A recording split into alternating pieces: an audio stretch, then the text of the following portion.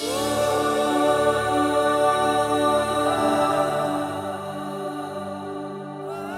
is the purpose of your life and the purpose of God's call and election in your life. This is the great promises in the Bible that God calls you to obtain His kingdom and glory. എനിക്കായൊരു ഭവനം ഉയരെ അങ്ങുയരെ ഒരുങ്ങിയിടുന്നു ദൈവസന്നിധിയിൽ ദൈവത്തിൻ കയ്യാൽ നിർമ്മിതമാം ഭവനം ഒരുങ്ങിയിടുന്നു അങ്ങുയരെ എനിക്കായൊരു ഭവനം ഉയരെ അങ്ങുയരെ ഒരുങ്ങിയിടുന്നു ദൈവസന്നിധിയിൽ ദൈവത്തിൻ കയ്യാൽ നിർമ്മിതമാം ഭവനം ഒരുങ്ങിയിടുന്നു അങ്ങുയരെ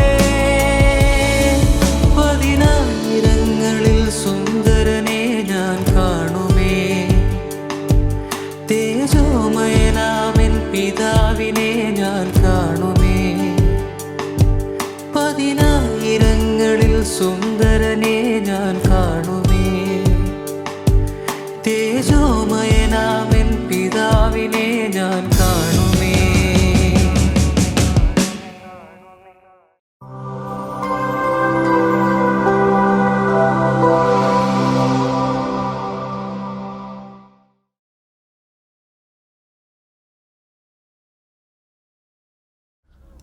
Welcome to Kingdom and Glory of God. ദൈവരാജ്യത്തിലേക്കും അവൻ്റെ തേജസ്സെങ്കിലേക്കും എൻ്റെ എല്ലാ മാന്യ പ്രേക്ഷകർക്കും ഹാർദവമായ സ്വാഗതം. ദൈവം നമ്മെ സൃഷ്ടിച്ചിരിക്കുന്നത് അവൻ്റെ രാജ്യവും തേജസ്സും പ്രാപിക്കുവാൻ വേണ്ടിയാണ്. ദൈവരാജ്യം എന്നാൽ അർത്ഥമെന്താണ്? ദ ഗവൺമെൻറ് ഓഫ് ഗാഡ്, ദൈവത്തിൻ്റെ ഭരണം എന്നർത്ഥം. ദൈവരാജ്യത്തിൻ്റെ വ്യത്യസ്തമായ പ്രത്യക്ഷതകളെക്കുറിച്ച് വിശുദ്ധ വേദപുസ്തകം നമ്മെ പഠിപ്പിക്കുകയാണ്. ഒന്നാമതായി, ദൈവത്തിൻ്റെ രാജ്യം ഒരു വ്യക്തിയിൽ ആരംഭിക്കുന്നു. ഒരുവൻ തൻ്റെ സ്വയത്തിൻ്റെ ഭരണത്തെ നിഷേധിച്ച് യേശുക്രിസ്തുവിൻ്റെ കർത്തൃത്വത്തെ അംഗീകരിച്ച് ദൈവീക ഭരണത്തെങ്കിലേക്ക് മടങ്ങി വരുമ്പോൾ അവൻ ദൈവരാജ്യത്തിലായി, ദൈവരാജ്യം അവനിലുമായി. ഇപ്പോൾ അവൻ തന്നെ ദൈവത്തിൻ്റെ രാജ്യമാണ്. രണ്ടാമതായി, യേശുക്രിസ്തു ഈ ഭൂമിയിലേക്ക് മടങ്ങി വരുമ്പോൾ ഇന്ന് ഭൂമിയിലുള്ള എല്ലാ ഭരണങ്ങൾക്കും അധികാരങ്ങൾക്കും ശക്തികൾക്കും വാഴ്ചകൾക്കും കർത്തൃത്വങ്ങൾക്കും നീക്കം വരുത്തിയിട്ട് രാജ്യം, അതായത് ഭൂമിയുടെ ഭരണം, പിതാവാം ദൈവത്തെ തിരികെ ഏൽപ്പിച്ച് ഈ ഭൂമിയുടെ മുഖച്ഛായ തന്നെ മാറ്റി ഇതിനെ നവീകരിച്ച് 1000 വർഷത്തേക്ക് തൻ്റെ ഭരണം ഭൂമിയിൽ ആരംഭിക്കുമ്പോൾ ദൈവരാജ്യം ആക്ഷരികമായി ഈ ഭൂമിയിൽ പ്രത്യക്ഷമാകും. തൻ്റെ 1000 വർഷത്തെ ഭരണത്തിന് ശേഷം വർത്തമാനകാല ആകാശത്തെയും ഭൂമിയെയും നീക്കം ചെയ്ത് ഒരു പുതിയ ഭൂമിയും ആകാശവും സൃഷ്ടിച്ച് ദൈവം താൻ ശില്പിയായി നിർമ്മിച്ചതും സ്ഥിരവുമായിരിക്കുന്ന പുതിയ ജെറുസലേം എന്ന വിശുദ്ധ നഗരം സ്ഥാപിച്ച് ദൈവവും മനുഷ്യനും ഒരുമിച്ച് വാസം ആരംഭിക്കുമ്പോൾ നിത്യരാജ്യം സമ്പൂർണമായി പ്രത്യക്ഷമാകും. ദൈവം നമ്മെ സൃഷ്ടിച്ചിരിക്കുന്നത് അവൻ്റെ തേജസ്സും പ്രാപിക്കുവാൻ വേണ്ടിയാണ്. ദൈവ തേജസ് എന്നാൽ അർത്ഥമെന്താണ്? വിശുദ്ധ വേദപുസ്തക ചരിത്രത്തിൽ ഒരു മനുഷ്യൻ്റെ ഇന്ദ്രിയങ്ങൾക്ക് പ്രാപ്യമായ അളവിൽ ദൈവം തന്നെ തന്നെ വെളിപ്പെടുത്തിയപ്പോൾ ആ ദൈവീക പ്രത്യക്ഷതയ്ക്ക് പറഞ്ഞിരുന്ന പേരാണ് ദൈവ തേജസ്. ദർശനീയവും സ്പർശനീയവും ശ്രവണീയവുമായ ദൈവ സാന്നിധ്യമാണ് ദൈവ തേജസ്. The glory of God means the visible, tangible and the audible presence of God. ദൈവജീവൻ്റെ സമ്പൂർണമായ പ്രകടീകരണമാണ് അവൻ്റെ തേജസ്. ദൈവ തേജസ് എന്ന് പറഞ്ഞാൽ ദൈവം തന്നെയാണ്. ഒരു ദൈവ പൈതലിൻ്റെ യഥാർത്ഥമായ അവകാശവും അനുഗ്രഹവും ഈ ഭൂമിയിലുള്ള യാതൊരു നന്മകളുമല്ല, സ്വർഗത്തിൽ ലഭിക്കുവാനിരിക്കുന്ന സവിശേഷമേറിയ പ്രതിഫലങ്ങളും പുതിയ ജെറുസലേമിൽ പ്രാപിക്കുവാൻ പോകുന്ന മനോഹരമേറിയ പാർപ്പിടങ്ങളും അവൻ്റെ യഥാർത്ഥമായ അവകാശമോ അനുഗ്രഹമോ അല്ല. ഒരു ദൈവ പൈതലിൻ്റെ യഥാർത്ഥമായ അവകാശവും അനുഗ്രഹവും സ്വർഗത്തിലെ പിതാവാം ദൈവമാണ്, അവൻ്റെ തേജസ്സാണ്. വിശുദ്ധ വേദപുസ്തകത്തിലെ മറ്റ് എല്ലാ ഉപദേശങ്ങളും വെളിപ്പെടുത്തിയിരിക്കുന്നത് ദൈവരാജ്യത്തിൻ്റെയും ദൈവ തേജസ്സിൻ്റെയും വെളിപാടുകളെ അടിസ്ഥാനമാക്കിയാണ്. വീണ്ടും നിങ്ങൾക്കെല്ലാവർക്കും ദൈവരാജ്യത്തിലേക്കും അവൻ്റെ തേജസ്സിങ്കിലേക്കും ഹാർദവമായ സ്വാഗതം. കഴിഞ്ഞ 47 എപ്പിസോഡുകളിലായി നാം പഠിച്ചുകൊണ്ടിരിക്കുന്നത് the importance of the word of God, ദൈവവചനത്തിൻ്റെ പ്രാധാന്യം എന്ന വിഷയത്തെക്കുറിച്ചാണ്. ദൈവവചനത്തിൻ്റെ ഏറ്റവും വലിയ പ്രാധാന്യം തിരിച്ചറിയണമെങ്കിൽ മനുഷ്യവർഗത്തിൻ്റെ ഏറ്റവും അടിസ്ഥാനപരമായ പ്രശ്നങ്ങൾ എന്താണെന്ന് നമുക്ക് വ്യക്തമായ ബോധ്യമുണ്ടായിരിക്കണം. മനുഷ്യൻ ദൈവത്തിൻ്റെ നിയമങ്ങൾ ലംഘിച്ച് ദൈവത്തിനെതിരെ പാപം ചെയ്ത് പാപത്തിൻ്റെ ശിക്ഷയായ നിത്യമരണത്തിന് വിധിക്കപ്പെട്ടിരിക്കുകയാണ്. പിതാവാം ദൈവത്തിൻ്റെ സാന്നിധ്യത്തിൽ നിന്നുള്ള നിത്യമായ വേർപാടും ദൈവജീവൻ അനുഭവിക്കുവാൻ കഴിയാത്ത അവസ്ഥയാണ് നിത്യമരണം. ദൈവം തൻ്റെ ജീവൻ്റെ പൂർണ്ണതയായ തേജസ്സിനാൽ ഒരു മനുഷ്യൻ്റെ ആത്മാവിൽ വാസം ചെയ്യുന്നില്ലെങ്കിൽ, നിറയുന്നില്ലെങ്കിൽ അവൻ ആത്മാവിൽ ദരിദ്രനാണ്.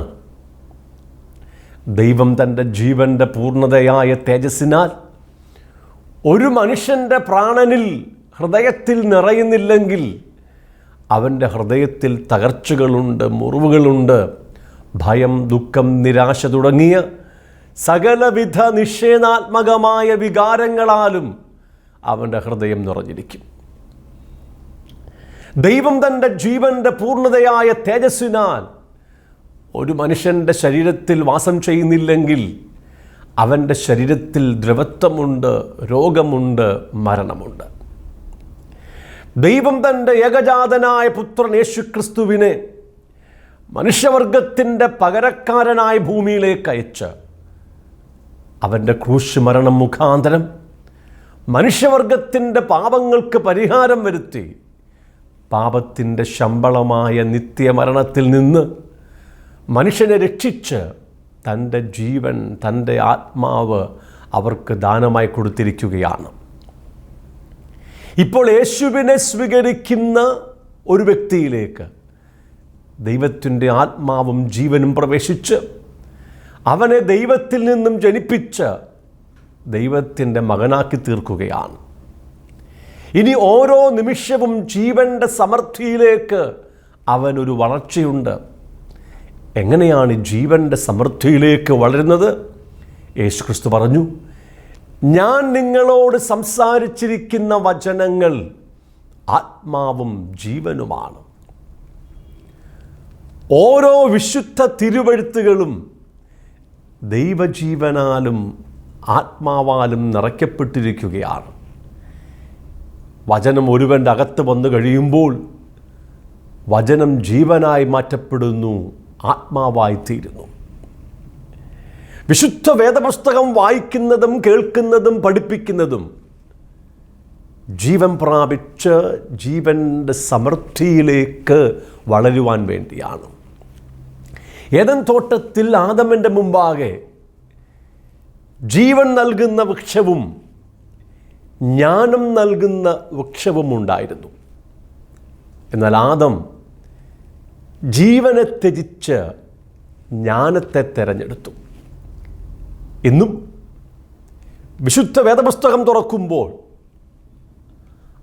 ആദം ചെയ്ത അതേ പാപം ദൈവജനം ആവർത്തിച്ചു കൊണ്ടിരിക്കുകയാണ്. വേദപുസ്തകം വായിക്കുന്നതും കേൾക്കുന്നതും പഠിപ്പിക്കുന്നതും ജീവൻ പ്രാപിക്കുവാൻ വേണ്ടിയാണോ അതോ കേവലം ജ്ഞാനത്തിനു വേണ്ടിയാണോ? സദൃശ്യവാക്യങ്ങളുടെ പുസ്തകം 4-ാം അധ്യായം 20-ാം വാക്യം തുടങ്ങിയാണ് നാം പഠിച്ചുകൊണ്ടിരിക്കുന്നത്. ദൈവവചനത്തിന് നാം ഏറെ പ്രാധാന്യം കൊടുക്കണം. യേശുക്രിസ്തു പറഞ്ഞു, നിങ്ങൾ കേൾക്കുന്നത് എന്ത് എന്ന് സൂക്ഷിക്കണം. നാം എന്താണ് കേൾക്കേണ്ടത്?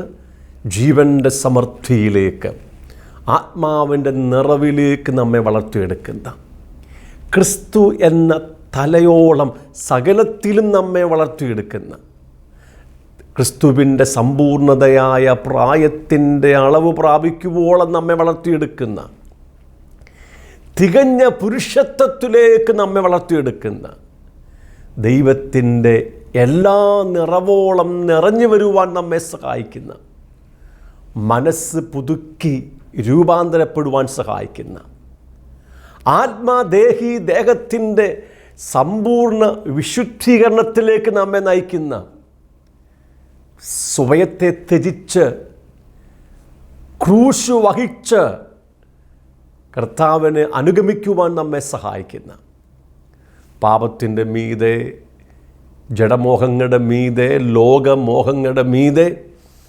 പിശാചിൻ്റെ സകല പരീക്ഷകളുടെയും തന്ത്രങ്ങളുടെയും മീതെ ജയാളികളാക്കി തീർത്ത് യേശുക്രിസ്തുവിൻ്റെ സ്വരൂപത്തോട് അനുരൂപമാക്കി തീർക്കുവാൻ പ്രാപ്തിയുള്ള ദൈവവചനങ്ങൾക്ക് നാം ഏറെ പ്രാധാന്യം കൊടുക്കണം. എബ്രായർക്ക് എഴുതിയ ലേഖനം 5-ാം അധ്യായം 11-ാം വാക്യം തുടങ്ങി 6-ാം അധ്യായം 2-ാം വാക്യം വരെയാണ് നാം ഇപ്പോൾ പഠിച്ചുകൊണ്ടിരിക്കുന്നത്. ദൈവത്തിൻ്റെ അരുളപ്പാടുകളുടെ ആദ്യ പാഠങ്ങളെയും ക്രിസ്തുവിൻ്റെ പഠിപ്പിക്കലുകളുടെ ആദ്യ വചനങ്ങളെയും വിട്ട് പരിജ്ഞാന പൂർത്തി പ്രാപിക്കണം. നമ്മുടെ ഇന്ദ്രിയങ്ങൾക്ക് അഭ്യസനം വന്ന് പ്രായത്തിൻ്റെ തികവിലേക്ക് വരണം. ദൈവത്തിൻ്റെ അരുളപ്പാടുകളായ നിത്യരാജ്യത്തിൻ്റെ, നിത്യ തേജസ്സിൻ്റെ, സ്വർഗീയ ആത്മീയ മർമ്മങ്ങളുടെ, രഹസ്യങ്ങളുടെ ശരിയായ പരിജ്ഞാനം പ്രാപിച്ച് ദൈവത്തെക്കുറിച്ചും അവൻ്റെ പുത്രനായ യേശുക്രിസ്തുവിനെക്കുറിച്ചുമുള്ള പരിജ്ഞാനം പ്രാപിച്ച് ആ പരിജ്ഞാന പൂർത്തിയിലൂടെ പരിപക്വതയിലേക്ക് നാം എത്തിച്ചേരണം. ദൈവത്തിൻ്റെ വചനം നമുക്ക് ഏറ്റവും ആവശ്യമായിരിക്കുന്നത് നമ്മെ പരിപക്വതയിലേക്ക് എത്തിക്കാൻ വേണ്ടിയാണ്. Let us go on to perfection. Let us press on to maturity. ആ സമ്പൂർണതയിലേക്ക്, പരിപക്വതയിലേക്ക്, പരിപൂർണതയിലേക്ക് രക്ഷിക്കപ്പെട്ട ഓരോ ദൈവ പൈതലും എത്തിച്ചേരണമെന്ന് ദൈവത്തിൻ്റെ വചനത്തിലൂടെ പരിശുദ്ധാത്മാവ് നമ്മെ പഠിപ്പിക്കുകയാണ്. അങ്ങനെ ആ പരിപക്വതയിലേക്ക് എത്തിച്ചേരുവാൻ നമുക്ക് ദൈവത്തിൻ്റെ അരുളപ്പാടുകളുടെ, ക്രിസ്തുവിൻ്റെ വചനങ്ങളുടെ സമ്പൂർണ്ണ പാഠങ്ങൾ ആവശ്യമാണ്. കൊലോസ്യർക്ക് എഴുതിയ ലേഖനം 1-ാം അധ്യായം 28-ാം വാക്യത്തിൽ നാം കണ്ടത് യേശുക്രിസ്തുവിനെക്കുറിച്ച് പ്രസംഗിക്കുന്നതും പ്രബോധിപ്പിക്കുന്നതും സകലവിധമായ ജ്ഞാനത്തോടും കൂടെ ദൈവത്തിൻ്റെ വചനം പഠിപ്പിക്കുന്നതും ഏതും മനുഷ്യനെയും ക്രിസ്തുവിൽ തികഞ്ഞവനാക്കാൻ വേണ്ടിയാണ്. നാം ഇപ്പോൾ ക്രിസ്തുവിൽ തികഞ്ഞവരാണ്. അത് ക്രിസ്തുവിൽ ദൈവം നമുക്ക് തന്നിരിക്കുന്ന പദവിയാണ്. നാം ക്രിസ്തുവിൽ പരിപൂർണർ എന്നുള്ളത്. എന്നാൽ ഇനി ആ പരിപൂർണതയിലേക്ക് ദൈവം തൻ്റെ വചനത്തെയും ആത്മാവിനെയും ജീവനെയും തന്ന് നമ്മെ വളർത്തിയെടുക്കുകയാണ്. യേശുക്രിസ്തു കാൽവറി ക്രൂശിൽ മരിച്ചതിൻ്റെ ശരിയായിരിക്കുന്ന ലക്ഷ്യം നമ്മുടെ പാപങ്ങൾ മോചിച്ച് നമ്മെ വീണ്ടെടുത്ത് ആ പരിപക്വതയിലേക്ക്, തികഞ്ഞ പുരുഷത്വത്തിലേക്ക് നമ്മെ വളർത്തിയെടുക്കാൻ വേണ്ടിയാണ്. കൊലോസ്യർക്ക് എഴുതിയ ലേഖനം 1-ാം അധ്യായം 21-22 വാക്യങ്ങൾ വായിച്ചു കേൾപ്പിക്കാം. മുമ്പേ ദുഷ്പ്രവർത്തികളാൽ മനസ്സുകൊണ്ടകന്നവരും ശത്രുക്കളുമായിരുന്ന നിങ്ങളെ അവൻ്റെ മുമ്പിൽ വിശുദ്ധരും നിഷ്കളങ്കരും കുറ്റമില്ലാത്തവരുമായി നിർത്തേണ്ടതിന് അവനിപ്പോൾ തൻ്റെ ജഡശരീരത്തിൽ തൻ്റെ മരണത്താൽ നിരപ്പിച്ചു. യേശുക്രിസ്തു നമ്മുടെ പാപങ്ങളെ വഹിച്ച് നമുക്ക് വേണ്ടി പാപമാക്കപ്പെട്ട് തൻ്റെ ശരീരത്തിൽ നമ്മുടെ പാപത്തിൻ്റെ ശിക്ഷ അനുഭവിച്ചത് അവൻ്റെ ശരീരത്തിൽ നമ്മെ സ്വർഗവുമായി നിരപ്പിച്ച് രമ്യതയിലാക്കി തീർക്കാൻ വേണ്ടിയാണ്. ഇനി അങ്ങനെ ചെയ്തതിൻ്റെ ആത്യന്തികമായ ലക്ഷ്യം എന്താണ്? ദൈവത്തിൻ്റെ സന്നിധിയിൽ നമ്മെ വിശുദ്ധരും നിഷ്കളങ്കരും കുറ്റമില്ലാത്തവരുമായി നിർത്തേണ്ടതിനാണ്.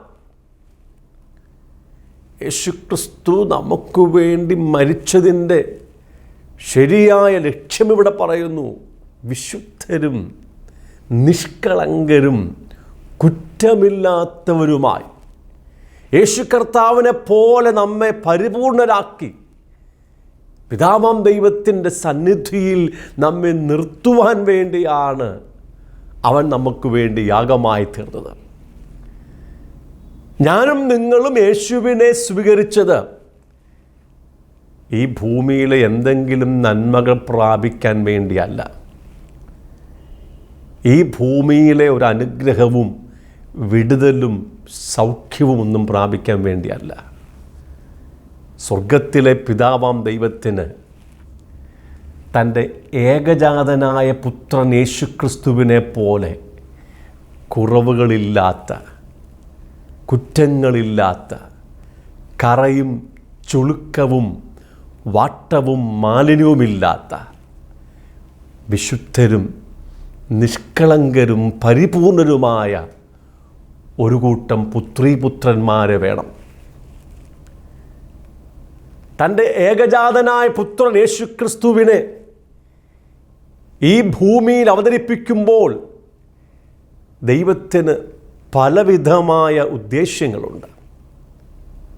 നമുക്കെല്ലാവർക്കും അറിയുന്നത് പോലെ നമ്മുടെ പാപങ്ങളെ മോചിച്ച് നമ്മെ രക്ഷിക്കുവാനും വീണ്ടെടുക്കുവാനും ഒക്കെ വേണ്ടിയാണ് ദൈവം തൻ്റെ പുത്രനെ ഈ ഭൂമിയിൽ അവതരിപ്പിച്ചത്. എന്നാൽ തൻ്റെ ഏകജാതനായ പുത്രനെ ഭൂമിയിൽ അവതരിപ്പിക്കുമ്പോൾ ദൈവത്തിന് മറ്റൊരു ലക്ഷ്യം കൂടെയുണ്ട്. ഒരു സമ്പൂർണ്ണ മനുഷ്യനെ, കുറവുകളില്ലാത്ത, വീഴ്ചകളില്ലാത്ത, ആർക്കും കുറ്റം പറയുവാനില്ലാത്ത, വിശുദ്ധനും നിഷ്കളങ്കനുമായ ഒരു മനുഷ്യനെ ദൈവം ഭൂമിയിൽ അവതരിപ്പിച്ചിരിക്കുകയാണ്. എനിക്ക് എൻ്റെ സ്വരൂപത്തിലും സാദൃശ്യപ്രകാരവുമുള്ള സമ്പൂർണതയുള്ള പുത്രീപുത്രന്മാരെ വേണമെന്ന് ദൈവം നമ്മോട് പറയുമ്പോൾ ആ സമ്പൂർണ്ണ മനുഷ്യൻ എന്താണെന്ന്, ആ സമ്പൂർണ്ണ മനുഷ്യൻ്റെ നിലവാരം, സ്റ്റാൻഡേർഡ് ഈ ഭൂമിയിൽ വെളിപ്പെടുത്തിയത് തൻ്റെ ഏകജാതനായ പുത്രൻ യേശുക്രിസ്തുവാണ്. ആ യേശുക്രിസ്തുവിൻ്റെ സ്വരൂപത്തോട് നമ്മെ അനുരൂപരാക്കി തീർക്കുന്നതാണ് ക്രിസ്തുവിൻ്റെ സുവിശേഷം. അതിനാണ് ദൈവം നമുക്ക് വചനം തന്നിരിക്കുന്നത്. നിങ്ങളെ ക്രിസ്തുവിൻ്റെ പരിപൂർണതയിലേക്ക് വളർത്തിയെടുക്കാൻ വേണ്ടിയാണ്. എഫേസ്യർക്ക് എഴുതിയ ലേഖനം 5-ാം അധ്യായം 26-ാം വാക്യം തുടങ്ങി ഞാൻ നിങ്ങളെ വായിച്ചു കേൾപ്പിക്കാം.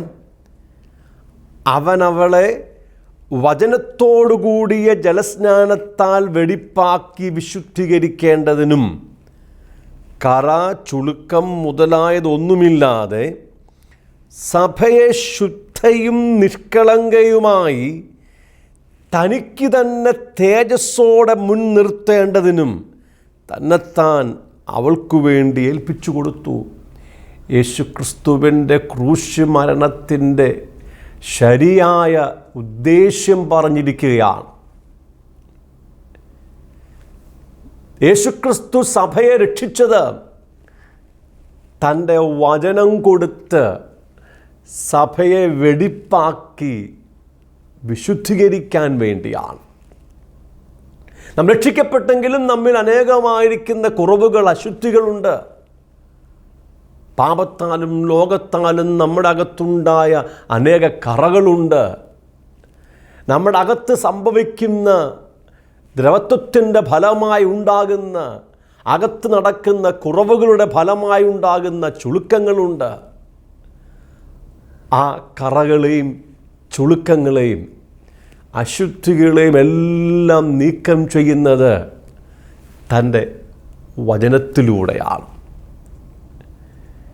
ഓരോ ദിവസവും ഓരോ നിമിഷവും തൻ്റെ വചനം നമുക്ക് തന്ന് വചനത്തിൻ്റെ ജീവനെയും ആത്മാവിനെയും നമ്മിലേക്ക് പകർന്ന് അവൻ നമ്മുടെ അകത്തുള്ള കറയും ചുളുക്കത്തെയും വാട്ടത്തെയും മാലിന്യത്തെയും എല്ലാം നീക്കം ചെയ്തുകൊണ്ടിരിക്കുകയാണ്. എന്തിനു വേണ്ടിയാണ്? ശുദ്ധയും നിഷ്കളങ്കയുമാക്കി തീർത്ത് തേജസ്സുള്ള ഒരു സഭയാക്കി തീർക്കാൻ വേണ്ടിയാണ്. ദൈവത്തിൻ്റെ വചനം എത്രത്തോളം നമ്മുടെ അകത്തേക്ക് വരുന്നുവോ അത്രത്തോളം ദൈവജീവൻ, ദൈവാത്മാവ്, കർത്താവിൻ്റെ പ്രകൃതം, ദിവ്യ സ്വഭാവം നമ്മുടെ അകത്ത് നിറയുകയാണ്. ആ വിശുദ്ധീകരണം നടക്കുന്നതനുസരിച്ച് അവൻ്റെ തേജസ് നമ്മിൽ വർദ്ധിക്കുവാൻ തുടങ്ങുകയാണ്. ദൈവജീവൻ്റെ സമ്പൂർണമായ പ്രകടീകരണമാണല്ലോ അവൻ്റെ തേജസ്.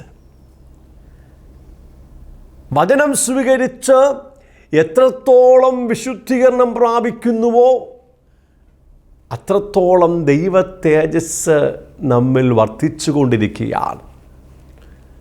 അങ്ങനെ നാം തേജസ്സിന്മേൽ തേജസ് പ്രാപിച്ച് അതേ പ്രതിമയായി രൂപാന്തരപ്പെടുകയാണ്.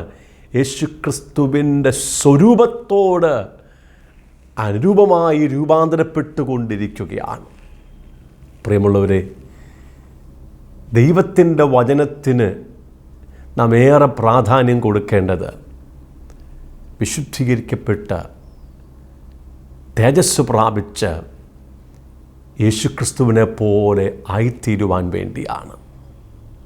കിങ്ഡം ആൻഡ് ഗ്ലോറി മിനിസ്ട്രീസിൻ്റെ ആഫ്രിക്കൻ മിഷനിലേക്ക് എൻ്റെ എല്ലാ മാന്യപ്രേക്ഷകർക്കും ഹാർദവമായ സ്വാഗതം. ആഫ്രിക്കയുടെ മിക്ക രാജ്യങ്ങളിലും തുടരുന്ന ആഭ്യന്തര യുദ്ധങ്ങളിൽ നിന്നും അഭയാർത്ഥികളായി യുഗാണ്ടയിൽ ജീവിക്കുന്ന 40 ലക്ഷത്തിലധികം വരുന്ന ജനങ്ങളുടെ മധ്യത്തിലാണ് നമ്മുടെ പ്രവർത്തനങ്ങൾ ഇപ്പോൾ നടന്നുകൊണ്ടിരിക്കുന്നത്. യുദ്ധത്തിൻ്റെ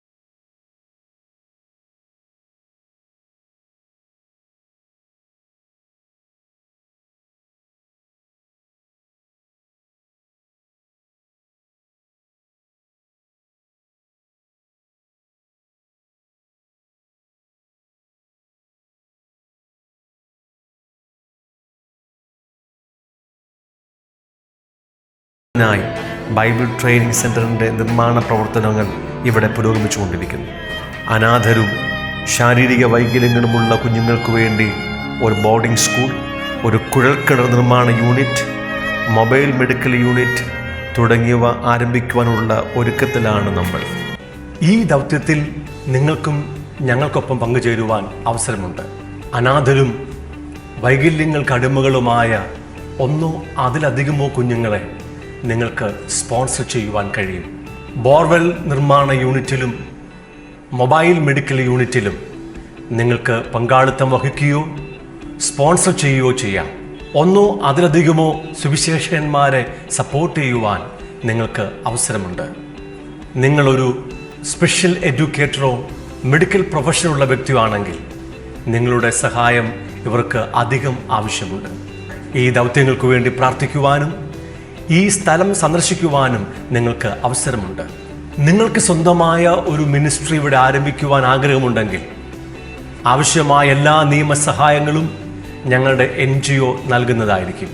വാക്കുകൾക്ക് അതീതമായ ദുരന്തമുഖത്ത് ജീവിക്കുന്ന നമ്മുടെ സഹജീവികളുടെ ആശ്വാസത്തിനും ഉന്നമനത്തിനുമായി നമുക്ക് ഒരുമിച്ച് ഈ ദൗത്യത്തിൽ പങ്കുചേരാം.